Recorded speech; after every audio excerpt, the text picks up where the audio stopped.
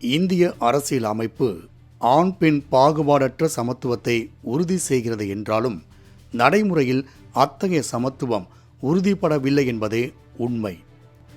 ஒவ்வொரு முறையும் தேர்தல் நேரங்களில் பெண்களின் அரசியல் பங்களிப்பு பற்றிய விவாதங்களும் அது குறித்த கேள்விகளும் எழுகின்றன. ஆனால் அதன் பின்னர் பெண்களுக்கான பிரதிநிதித்துவம், அவர்களின் நிலை பற்றி எவரும் சிந்திப்பதில்லை. இந்த சூழலில் ரஷீத் கித்வாய், அம்பர்குமார் கோஷ் என்பவர்கள் எழுதியுள்ள missing from the house Muslim woman in the Lok Sabha எனும் நூல் அடுத்த மாதம் வெளியிடப்பட உள்ளது. இந்நூலுக்கு காங்கிரஸ் எம்பி சசி தரூர் முன்னுரை எழுதியுள்ளார். இந்நூலில் பல அதிர்ச்சியூட்டும் தகவல்கள் இடம்பெற்றுள்ளன.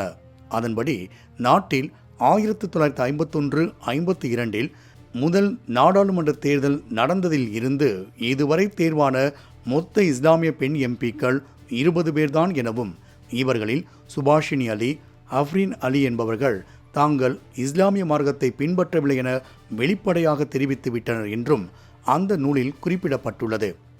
எனவே எம்பிக்களாக பதவி வகித்த 18 இஸ்லாமிய பெண்களின் சுய விவரங்கள் இந்த நூலில் ஆவணப்படுத்தப்பட்டுள்ளன.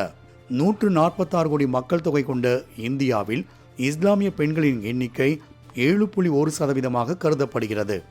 இந்நிலையில் இதுவரை அமையப்பெற்ற 18 மக்களவைகளில் வெறும் 18 பேர்தான் இஸ்லாமிய பெண்கள் என்பதும், 543 உறுப்பினர்கள் கொண்ட மக்களவையின் ஒரு பதவி காலத்தில் அதிகபட்சமாக 4 பேருக்கு மேல் இஸ்லாமிய பெண்கள் இடம்பெற்றதில்லை என்றும் அந்த நூலில் குறிப்பிடப்பட்டுள்ளது. இதுவரை 7 மக்களவைகளில் இஸ்லாமிய பெண் எம்பிக்களின் பிரதிநிதித்துவமே இருந்ததில்லை என்ற அதிர்ச்சி தகவலும் அந்நூலில் இடம்பெற்றுள்ளது. தமிழ்நாடு, கேரளா, கர்நாடகா, ஆந்திரா, தெலங்கானா ஆகிய 5 தென் மாநிலங்களும் பெண்களுக்கான அரசியல் பிரதிநிதித்துவம், எழுத்தறிவு, சமூக பொருளாதார நிலைகளில் சிறப்பான குறியீடுகளை கொண்டிருந்தாலும் இந்த மாநிலங்களில் இருந்தும் மக்களவைக்கு ஒரு இஸ்லாமிய பெண் எம்பி கூட தேர்வாகவில்லை என்று புத்தகத்தில் தெரிவிக்கப்பட்டுள்ளது. மாலை முரசு செய்திகள் தொலைக்காட்சிக்காக வாசுதேவன்.